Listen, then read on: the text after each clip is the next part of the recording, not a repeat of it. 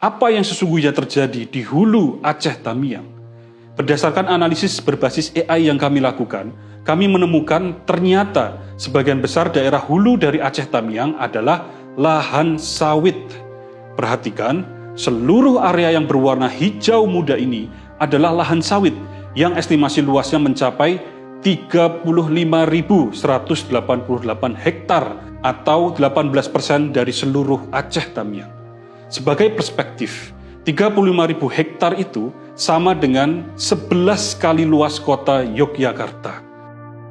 Lebih jauh lagi, kami menemukan dari 35.000 lahan sawit di daerah hulu Aceh Tamiang tersebut, beberapa lahan di antaranya berada di dalam kawasan yang terlarang. Pertama, kami menemukan lahan sawit di dalam kawasan Taman Nasional yang estimasi luasnya mencapai 488 hektar. Kedua, kami menemukan 5 lahan sawit di dalam kawasan hutan lindung dengan estimasi total luasnya mencapai 525 hektar.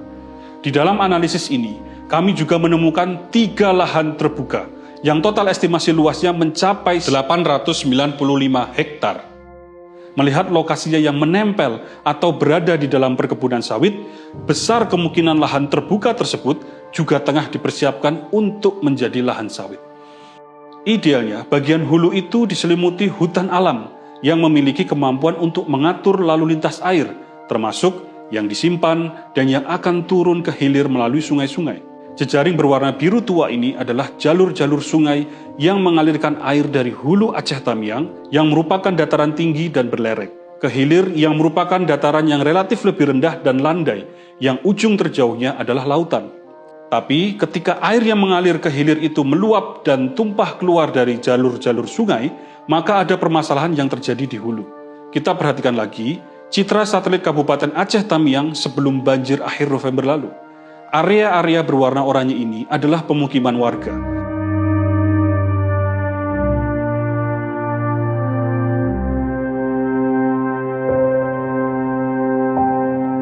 Jaringan berwarna merah ini adalah jalan-jalan raya yang menghubungkan ribuan lokasi di Aceh Tamiang.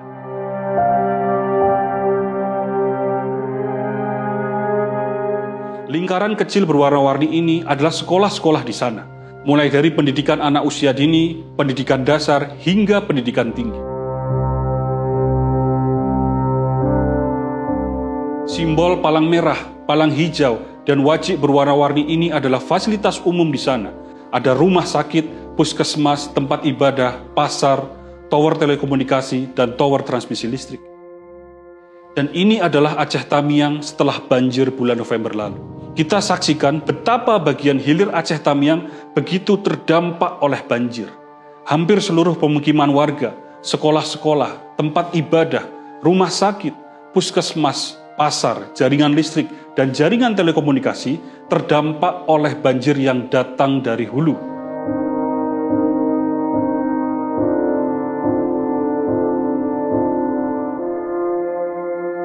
Dan kita tahu kemampuan sawit untuk mencegah banjir itu adalah rendah jika dibanding hutan alam. Hal ini disebabkan oleh berbagai faktor inheren, seperti proses pembukaan lahan sawit yang menyebabkan pemadatan tanah karena penggunaan alat berat. Sifat tanaman monokultur yang sedikit tumpukan sisa organiknya membuat tanah miskin nutrisi, cenderung kering dan keras. Kemudian jenis akar sawit yang dangkal yang menyebabkan tanah di sekitarnya menjadi terpecah. Yang semua faktor tersebut menyebabkan air relatif sulit untuk meresap. Ditambah, karakter kanopi sawit yang lapisan vegetasinya tidak beragam mempercepat aliran permukaan ketika hujan turun yang dapat memicu banjir. Dari kajian yang pernah kami sampaikan sebelumnya, luas perkebunan sawit rakyat yang dikelola oleh 12.000 petani di Aceh Tamiang adalah 25.828 hektar, dan luas lahan sawit yang dikelola oleh 31 korporasi adalah 45.641 hektar. Lalu, siapa yang memiliki dan mengelola lahan sawit seluas 35.000 hektar di daerah hulu dari Aceh Tamiang tersebut? Dari besaran luasnya, 35.000 hektar lebih besar dari luas perkebunan rakyat dan lebih kecil dari luas lahan sawit 31 korporasi. Dari lokasinya, 35.000 hektar lahan sawit tersebut berada di daerah hulu yang relatif jauh dari pemukiman. Bahkan beberapa di antaranya masuk ke dalam kawasan taman nasional dan hutan lindung yang seharusnya terlarang untuk ditanami sawit.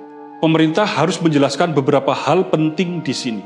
Pertama, mengapa daerah hulu yang seharusnya tempat untuk menampung dan mengatur lalu lintas air dibiarkan dideforestasi dan ditanami sawit hingga 35.000 hektar. Kedua, siapa yang mengelola 35.000 hektar lahan sawit di daerah hulu tersebut? Ketiga, mengapa ada lahan sawit di dalam kawasan hutan lindung dan taman nasional? Tentu kita tidak mempermasalahkan perkebunan sawit rakyat.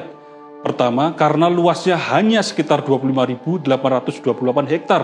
Dan yang kedua, karena kebun sawit tersebut merupakan mata pencaharian utama bagi 12.000 keluarga atau 48.000 rakyat kecil jika kita berasumsi satu keluarga terdiri dari 4 orang.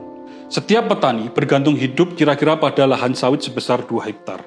Yang kita pertanyakan lebih jauh adalah 31 korporasi yang menguasai 45.641 hektar lahan sawit, yang artinya setiap korporasi rata-rata mengelola dan menikmati hasil dari 1.472 hektar atau 684 kali lipat dari rata-rata lahan sawit 2 hektar yang dikelola oleh seorang petani. Yang juga kita pertanyakan adalah dari 84.000 hektar total lahan sawit di Aceh Tamiang, masih ada sisa sebesar 13.289 hektar yang sampai saat ini belum dapat kami temukan data yang bisa mengkonfirmasi pemilik atau pengelolanya. Banjir di Aceh Tamiang dan di wilayah Sumatera lainnya harus menjadi titik bangkitnya kesadaran yang melahirkan perubahan nyata di dalam pengelolaan kekayaan alam oleh pemerintah.